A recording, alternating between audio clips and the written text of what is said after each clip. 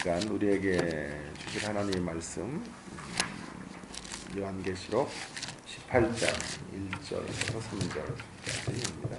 요한계시록 18장 1절에서 3절 말씀까지 신약성경이죠. 416쪽 1절부터 3절 같이 읽을까요? 같이 3절 시작. 이루에 다른 천사가 하늘에서 내려오는 것을 보니 큰 권세를 가졌는데 그의 영광으로 땅이 환하여지더라. 힘찬 음성으로 외쳐 이르되 무너졌도다 무너졌도다 큰 성 바벨론이여 귀신의 처소와 각종 더러운 영이 모이는 곳과 각종 더러운 가증한 새들이 모이는 곳이 되었도다. 그 음행의 진노의 포도주로 말미암아 만국이 무너졌으며 또 땅의 왕들이 그와 더불어 음행하였으며 땅의 상인들도 그 사치의 세력으로 치부하였도다 하더라. 아멘. 드디어 이제 11장 되었는데요. 말씀의 제목이 큰 권세의 천사, 큰 성 바벨론이라는 것입니다. 17장에 바벨론의 멸망에 대해서 이야기를 했는데요. 그 18장에도 또 한 번 바벨론의 멸망을 이야기하고 있어요. 사실은 제일 먼저 바벨론에 대한 멸망을 말한 구절은 14장 8절이에요. 14장 8절에 무너졌도다 무너졌도다 큰 성 바벨론이요 이렇게 말씀을 한 구절 하시고 그에 대해서 이제 17장과 18장에 걸쳐 이야기하고 있는데 이제 학자들은 17장의 바벨론과 18장의 바벨론이 다르다 이렇게 말하는 사람도 있는데요. 아무리 보아도 다른 것 같지는 않고 이제 같은 바벨론의 다른 측면들을 강조하고 있는 것이다 이렇게 보는 것이 타당해 보입니다. 17장에는 주로 종교적인 시스템을 갖고 성도들을 이제 공격해오는 그런 유혹하는 그런 바벨론. 그 바벨론의 멸망을 말한다면 오늘 18장에는 경제적 시스템, 경제 체제로 로서의 바벨론에 대한 논의를 하고 있는 것이죠. 그런데 이 두 장에 걸쳐서 22장밖에 안 되는 책에 거의 2장이 넘는 분량을 할애하고 있다는 말은 참 중요하다는 뜻이 될 수가 있겠습니다. 다각도로 바벨론의 멸망을 이제 말하고 있는 것은 우리에게 바벨론의 운명을 명심해라 이런 메시지가 아닐까 싶습니다. 바벨론의 외모나 바벨론의 성장에만 시선을 두지 말고 바벨론의 최종적 결국이 어떤지를 성도들이 놓치지 말고 주목해야 될 것을 말씀해 주고 있는 것이다 이런 생각을 해보게 됩니다. 오늘 그런 이제 큰 배경 속에서 흥미로운 대목 하나를 좀 제가 묵상을 하면서 이제 사실은 계시록을 뭐 수백 쪽을 넘게 한 것 같은데요. 또 보면 또 새로운 것들이 계속 나오니까 참 감사하기도 하고 예전에 왜 미처 못 봤나 이런 생각도 들고 여러 가지 마음들이 생기는데요. 오늘 재미나는 이런 이제 비교가 하나 나와요. 그게 제목인데요. 자, 1절에 천사가 나타나서 천사는 이제 하나님의 뜻을 전달하는 이제 어떤 도구죠. 이 천사를 표현하는 게 굉장히 재미나지 않아요? 하늘에서 내려오는 걸 보니 큰 권세를 가졌다. 큰 권세를 가진 천사. 자, 근데 바벨론을 이제 어떻게 표현하냐 하면 큰 성 바벨론. 그러니까 어떻습니까? 심판을 지금 선언하는 천사 또 크고 바벨론도 크다 이 말이에요. 이런 걸 이제 수백 독을 했는데도 잘 놓쳤다가 이번 주에 다시 한번 깊이 묵상을 하게 되네요. 모두 큰이라는 이런 수식어로 설명되고 있는 거잖아요. 천사가 큰 권능과 권세를 가지고 있고 한쪽은 심판을 받는 자, 심판을 선고하는 자도 크고 심판을 받는 자도 역시 큰 성 바벨론이다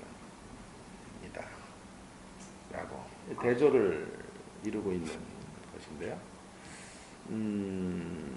왜 그럴까? 여러 가지 묵상이 가능할 것 같은데 한 주 내내 저에게 사로잡혔던 제가 이제 붙들렸던 대목은 이것입니다. 기본적으로 바벨론의 무너짐이 큰 것 때문이 아니라는 것을 묵상하게 된 거예요. 바벨론의 무너짐이라는 게 이제 큰 것 때문이 아니다. 여러분 기본적으로요. 바벨론을 예찬하는 사람도 있죠. 기독교 영성의 한 스펙트럼에 서 있는 사람들은 큼을 예찬해. 바벨론을 예찬하진 않지만 큼을 예찬하는 사람들이 있고 또 다른 스펙트럼 이제 끝에 있는 사람들은 큼을 비판해요. 사실 성경에서는 이 두 가지 모두 다 틀렸다고 말하죠. 무조건 큰 것이 좋은 것도 아니고 큰 것이 미덕이거나 아름다운 것도 아니에요. 그렇다면 큰 것이 무조건 나쁘다라고 말할 수도 없고 큰 것이 무조건 좋다고 말할 수도 없어요. 제인 오스틴이라고 하는 셰익스피어 다음으로 영국인들이 사랑하는 작가인데 저는 영문학을 좀 공부를 할 때 이 사람의 작품들을 좀 공부한 적이 있어요.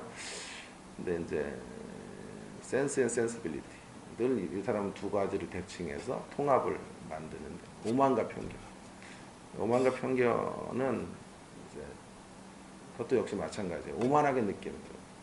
재벌과 사귀는데 어떤 평범한 자매가 재벌은 오만하다 이렇게 느끼는데 그게 알고 봤더니 편견이더라 이런 얘기예요. 그래서 오만하게 느끼는 걸 편견으로 이제 처리하도록 하는. 우리가 그럴 수 있는 거죠. 누구는 나보다 뭔가를 더 가지고 있으면 오만하다 이렇게 생각하죠. 그러나 그것이 편견일 수 있다. 그렇다면 큰 것과 무너짐의 상관성은 무엇인가 하는 문제를 좀 깊이 생각해 봐야 돼요. 저의 결론이 이거예요. 커서 무너지는 게 아니고요. 오늘 바벨론의 이야기를 통해 하고 싶은 건 커도 무너질 수 있다. 커서 무너지는 게 아니라 커도 무너진다 라고 하는 것으로 정리할 수 있을 것 같아요. 무엇이 없으면 있어야 될 것을 상실하면 커도 무너질 수 있다. 커서 무너지는 건 아니고 커도 무너질 수 있다. 그래서 큼의 비극에 대한 이야기를 한 3가지 정도 여러분들과 함께 나누면서 무엇이 없으면 무너지고 무엇이 있어야 큼의 비극이 아닌 큼의 축복이라고 그럴까요? 큼의 아름다움? 그런 말이 있을까 모르겠네요. 큼의 미덕? 큼의 미덕으로 갈 수 있는 길을 한번 생각해 보기를 원해요. 왜냐하면 천사는 큰 존재였기 때문에 그래요. 큼 자체를 비판하려는 의도는 없다라고 하는 게 오늘 본문의 이야기. 자, 그래서 큼의 비극 첫 번째는 그럼 무언가 하는 건데요. 이런 거죠. 아래로부터 출생만 있으면 큼은 비극이에요. 아래로부터의 출생밖에 없으면 그러면 뭐가 있어야 될까요? 위로부터의 출생이 있어요. 커서 무너지는 게 아니고 커도 무너질 수 있다라는 비극의 첫 번째는요. 무너지는 바벨론의 세력은 아래로부터 출생밖에 없는 존재들이에요. 바벨론은 아래로부터 이제 출생한 사람들의 모임이 바벨론인 거죠. 그들은 모두 어머니 태에서 이제 태어나서 바벨론을 형성하게 됩니다.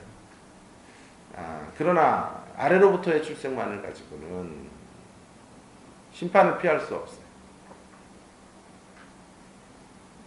그럼 뭘 가져야 돼요? 오늘 천사를 보세요. 바벨론은 그렇고 이 천사는요. 우리에게 뭔가 중요한 것들을 말해주는 천사예요. 1절에 보시면 그 천사가 위로부터 나오죠. 하늘에서부터 내려오죠. 그죠? 다른 천사 하나가 하늘에서부터 내려온다. 위로부터의 출생을 암시하게 하는 구절이 아닙니까? 위로부터 출생하지 않고 아래로부터 출생한 한 번의 출생밖에 없으면 결코 심판을 피할 수 없어요. 그래서 요한복음 3장에서는 위로부터 다시 나지 아니하면 하나님의 나라에 들어갈 수 없다. 그런 말씀을 하고 있는 거죠. 그럼 왜 아래로부터 출생하는 것만으로는 안 되는가? 이유가 있어요. 아래로부터 출생하는 것밖에 없으면 위로부터 공급되어지는 것을 받을 수가 없어요. 왜 그럴까요? 왜 못 받을까요? 아래로부터 출생한 첫 번째 출생밖에 없으면 진정한 출생 두 번째 위로부터 다시 태어나는 출생이 없으면 우리를 비우지 못해요. 왜냐하면 아래로부터 출생해서 보고 듣고 경험하고 맛보고 누린 것들로 우리는 꽉 차 있기 때문에 위로부터 소중한 것들이 내려와도 담아낼 수가 없는 거죠.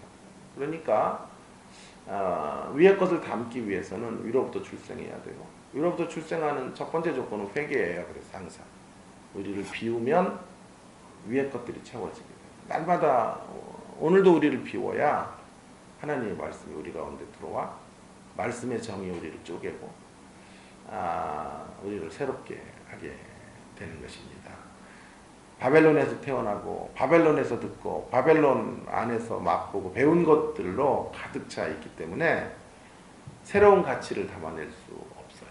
그래서 이때 흠은 비극이에요. 왜냐하면 흠과 함께 따라오는 교만과 허영과 사치, 힘의 남용, 광포 같은 것들로 인해서 무너지게 되는 거죠. 그런데 문제는 이거예요. 문제는 우리가 좀 더 생각하려는 문제는 위로부터 태어났지만 여전히 아래로부터의 가치로 가득 채우며 살아가는 이런 신자들이 많거든요.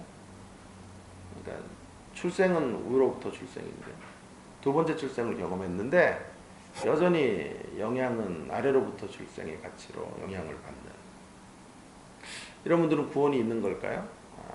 참 어려운 문제죠. 근데 구원은 제가 확답을 할 수가 없지만 어쨌든 구원이 있을 거라고 저는 확신해요. 위로부터 태어났으면 구원은 있다 이렇게 말해야 되겠습니다. 그러나 한 가지가 없을 것 같아요. 그게 뭐냐 하면 큰 구원을 살아내지는 못하는 것 같아요. 히브리 2장 1절에서 14절에 보면 우리의 구원을 큰 구원이라 그래요. 큰 구원. 큰 구원이라는 표현은 우리의 노력으로 얻고 뭐 어떤 공로로 이런 구원이 아니다. 하나님께서 허락하신 십자가의 큰 대가를 통해서 구원에 이르렀기 때문에 우리의 구원은 큰 구원이다. 이렇게 말해요. 그런데 이 큰 구원을 오늘 이제 큰의 이야기를 주로 하는 건데 큰 구원을 이제 가지고 있어도 여전히 그 구원의 선물과 세상을 살아가는 동안에 우리에게 허락해 주신 많은 것들을 우리가 누리고 있는데도 불구하고 여전히 우리는 고모하고 권태 앞에 무너지고 불만족으로 떨어지고 있는 것들을 보게 되죠. 신자들의 모습을 보세요. 윤기 있는 신자들이 표정을 갖고 있는 분들이 없어요. 기쁨으로 충만한 자들이 찾아볼 수가 없을 정도예요. 왜냐하면 위로부터 출생을 했는데 여전히 아래로부터의 가치로 찌들어서 그 기쁨을 향유하지 못하고 살아가고 있는 거죠. 큰 구원 안에서 여전히 슬픔을 살고 비극을 살고 허물을 살아가는 우리들의 모습들 하나님 앞에 좀 내려놓고 하나님 이 큰 구원을 받은 자답게 기쁨으로 환희로 감격으로 그렇게 새로워지는 우리의 심령이 되기를 간구하는 여러분 되기를 주의 이름으로 부탁을 드립니다. 그렇다면 큼의 비극이 아닌 큼의 행복 혹은 큰 구원을 받은 자로의 감격으로 가려면요 어떻게 해야 될까요? 길은 하나밖에 없어요. 큰 구원을 받은 자임을 늘 확인하고 그 영역을 확장시켜 가는 길밖에 없어요. 큰 구원을 받은 자임을 그러니까 우리가 더 많은 것들을 소유하는 것에 집중하면 이런 만족을 누릴 수는 없을 것 같고요. 누구의 소유인가에 집중하셔야 돼요. 무엇을 더 많이 소유할 것인가 하는 게 아니라 내가 누구의 소유인지를 주님의 소유로 붙들려 있는 생애로 끊임없이 더 강력히 붙들리는 인생이 되는 자리로 갈 때 그때 큼을 만족할 수 있어요. 내가 갖고 있는 이것들에 대해서 큰 구원에 대해서 기뻐하고 감사하며 걸어가게 되죠. 그때 큼은 비극이 아닌 거죠. 그때 큼은 아름다움이에요. 여러분의 생애가 큼의 아름다움을 이루는 큼의 미덕을 발휘하는 그런 생애가 되기를 주의 이름으로 간곡히 부탁을 드립니다. 두 번째 이제 큼의 비극은 뭐만 있으면 비극이냐 하면 화려한 치부만 있고 영광의 빛을 통한 치유가 없으면 큼은 비극이에요.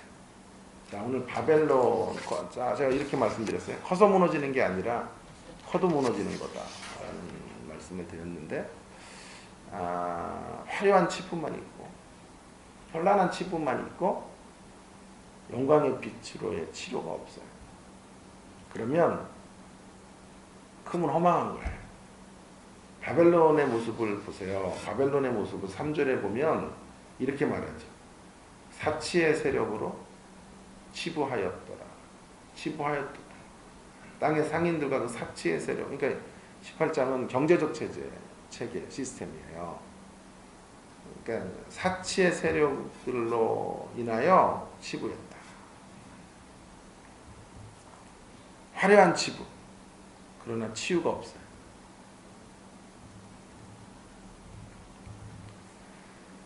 화려한 치부만 있으면 마지막은 멸망이고 패망일 수밖에 없다.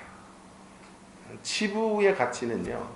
화려한 치부, 여기 사치의 세력으로 치부하기 위해서는 어떤 수단과 방법이라도 다 동원해서 무언가를 늘려가는 것이거든요.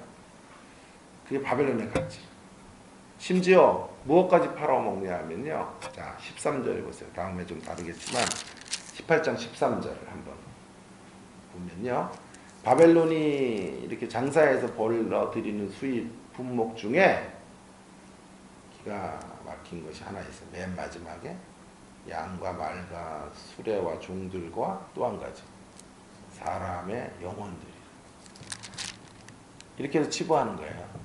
영혼들, 사람의 영혼들이라는 표현이 뭐냐면 이 로마, 그 당시 로마에 횡행했던 게 노예 매매예요. 종들을 팔아서 수입을 올리잖아요. 그게 사람을 이제 통해서 사람의 착취를 통해 부를 축적해가는 길인 거예요. 그렇게 되면 반드시 이런 부의 확장은 반드시 억울한 사람들을 만들게 되고 그리고 부메랑으로 자기에게 돌아오게 되는 거죠. 그래서 바벨론은 그러한 화려한 치부로 인해 무너지는 것이죠. 여러분, 흠의 축복과 아름다움은 치부에 있는 데가 있는 게 아니고 치유에 있어요. 치유. 거룩한 영향력에 있어요. 자, 천사를 한번 다시 주목해 보기를 원합니다. 이게 또 안 나오네. 천사, 이게 마이크가 갑자기 꺼졌어요. 마이크가 꺼졌어요. 천사를 한번 보겠습니다. 자, 1절에 보면 천사가요, 큰 권세를 가졌는데, 1절을 보세요. 그 영광으로 땅이 환하여졌더라. 그 영광으로 땅이 환해졌다. 이 천사가 가지고 있는 영광의 빛이요, 땅을 환하게 만들었다. 그렇게 말하고 있죠. 네? 그럼 땅을 사람으로 바꿔보자. 이 천사가 천사 옆에 영광이 있어서 들리죠? 그 영광으로 인해서 그 영광으로 인해 사람이 밝아졌다, 환화해졌다 라고 한다면 어떻게 되는 거죠? 어떤 경우에 그렇게 되죠? 그냥 오시죠. 치료가 이루어졌을 때라고 말할 수 있겠어요. 그죠? 치료의 자리로 나아가게 될 때 영광의 빛으로 회복이 되는 거죠. 여러분, 우리가 금으로 해야 될 일들이 바로 이런 일들이에요. 큰 구원과 큰 선물을 받은 자로서 우리가 해야 될 일은 치유의 사역이에요. 치료의 사역, 헌신하는 거예요. 저는 어제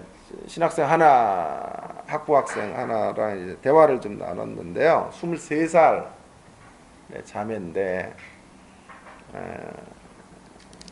눈이 퉁퉁 부어서 제 방으로 들어온 거예요. 결혼을 했는데 3달 만에 이혼을 한 거예요. 이제 못된 놈 만난 거죠. 뭐 안 봐도 뻔하죠. 이혼을 하는데 힘든 3달의 기간 동안 반에 있는 자기 또래의 남자가 자기 이야기를 들어준 거예요. 너무 고마운 거지.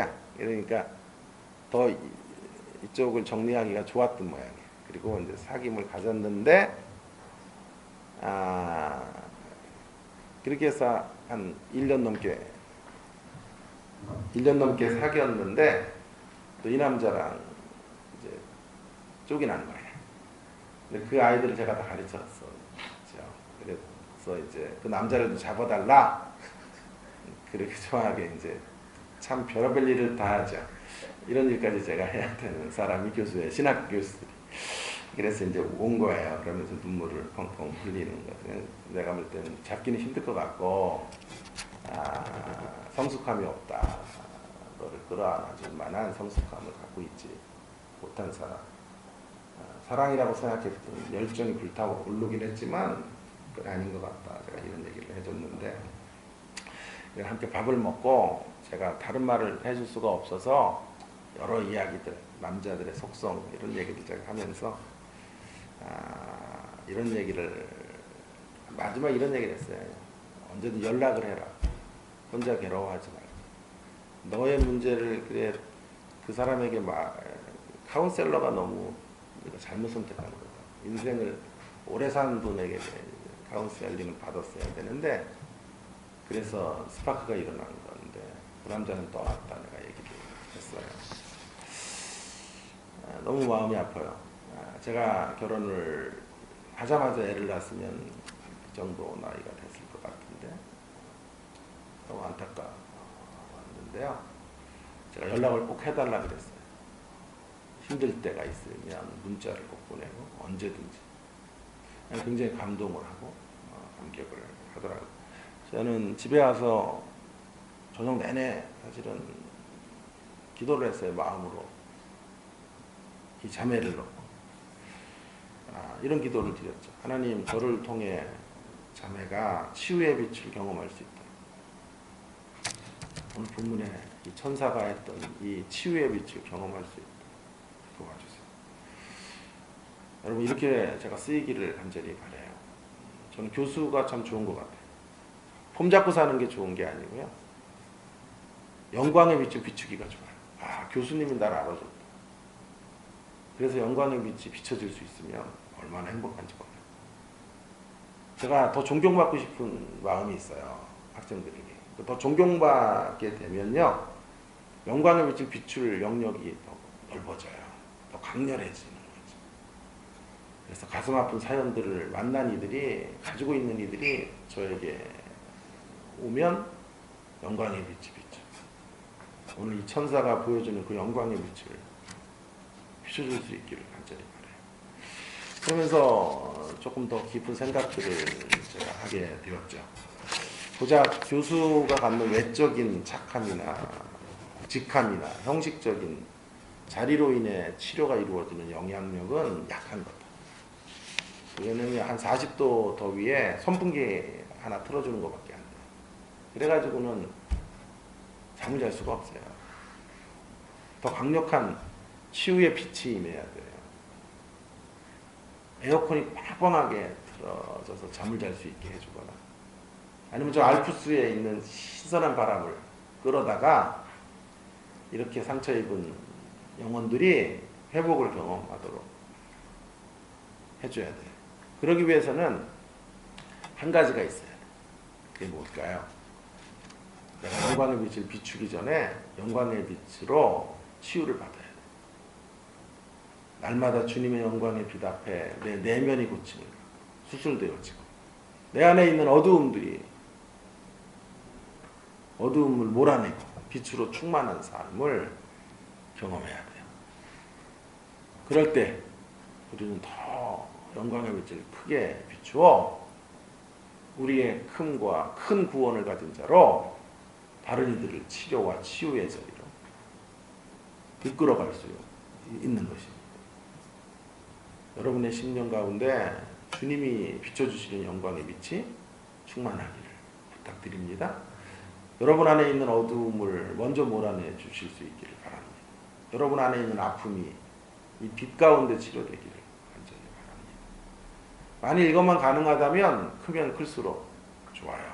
커야 좋아요. 클수록 영향력을 발휘할 수 있어요. 큼의 아름다움의 자리로 갈 수 있어요. 큼의 영향력으로 사람을 살릴 수 있는 거죠. 내가 그 자매를 만나 위로해 주는 거는 어느 정도의 영향력은 좀. 만약 우리 총장님이 만나주면 더 큰 위로를 경험할 수 있어요. 대통령이 만나주면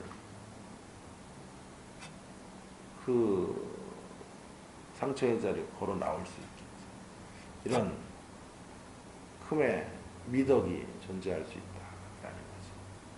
이런 일에 우리가 쓰여져야 되는 것이죠. 세 번째로 커서 무너지는 게 아니라 커도 무너지는 큼의 비극 세 번째로는요, 생존만 있고 생명이 없을 때 큼은 비극이에요. 바벨론을 보세요.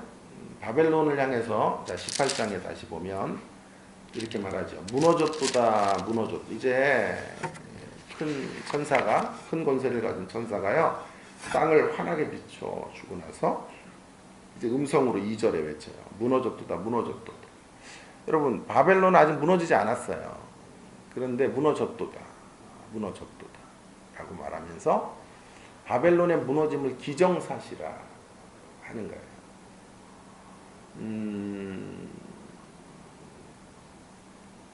그 무너짐이 기정사실화된 곳에서 바벨론은 살고 있는 거죠. 그런 삶의 특징이 뭘까요? 생존이에요. 멸망이 예고된 자리에 살아가는 삶의 특징은 생존이라고밖에 설명할 수 없어요. 물론 그 생존의 스펙트럼은 넓어요. 노숙자로 무료 식사를 하는, 그런 한 끼 식사를 하는 생존도 있고, 3,000원짜리 식사하는 생존도 있고, 수백만 원짜리 식사를 하는 생존도 있어요. 그러나 모두 생존인 것만은 왜냐, 멸망이 예고된 자리에서 살아가는 인생의 모든 삶은 그 멸망의 운명을 짊어지고 살아가는 모든 인생의 삶은 생존형 인생이다 라고 말할 수밖에 없어요. 풀칠하고 살아가는, 조금 더 고급스러운 거로 풀칠하고 사는 거. 그 정도 차이밖에 없는 생존이죠. 자, 그러나 천사의 모습은 어때요? 이런 구절이 눈에 들어왔어요. 힘찬 음성으로 외쳤다. 큰 권세를 갖고 힘찬 음성으로 외쳤다. 힘센 음성. 힘센 음성이란 생존의 장면과는 비교가 되는 그림이 아닙니까? 힘세다라는 건 여기서 생명의 역사로 고동치고 있는 천사의 모습이라고 말할 수 있겠지. 우리가 가야 될 길이 어딘지를 이제 보여주고 있는 모습이에요. 이 천사의 모습은. 하늘로부터 내려왔고요. 땅을 환하게 비췄고요. 또 힘센 음성으로 말씀을 선포하고 있죠. 하늘 생명의 고동침으로 뭔가 역동적으로 서 있는 생존형 인간에게서 맛볼 수 없는 그 힘을 가지고 있는 거죠. 생존을 넘어 생명으로 나아가야 큼이 아름다운 거예요. 그렇다면 생존은 이렇게 정의하면 좋겠어요. 생존이란 죽음 전에 죽어가는 거예요. 죽음을 앞에 두고 죽어가는. 죽음보다 비극은요, 허무 속에 죽어가는. 빛이 없는 가운데 죽어가는.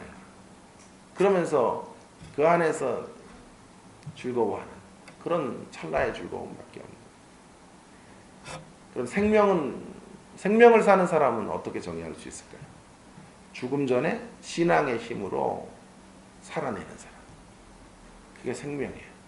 죽음 전에 신앙의 힘을 갖고 오늘 힘센 천사의 모습으로 살아가는 거죠. 우리에게 바로 이런 하늘 생명의 고동침과 하늘 생명의 활력과 힘이 넘쳐나기를 간절히 바랍니다. 생존을 넘어서는 인생 되어지기를 바랍니다. 말씀을 좀 마칠게요. 사랑하는 여러분, 바벨론은 단지 커서 무너지지 않았어요. 커도 무너질 수 있음을 보여주는 거죠. 뭐만 갖고 있으면 무너지냐 하면 첫 번째 출생만 가지면 무너져요. 치부만 있으면 무너져요. 화려한 치부만 있으면 무너져요.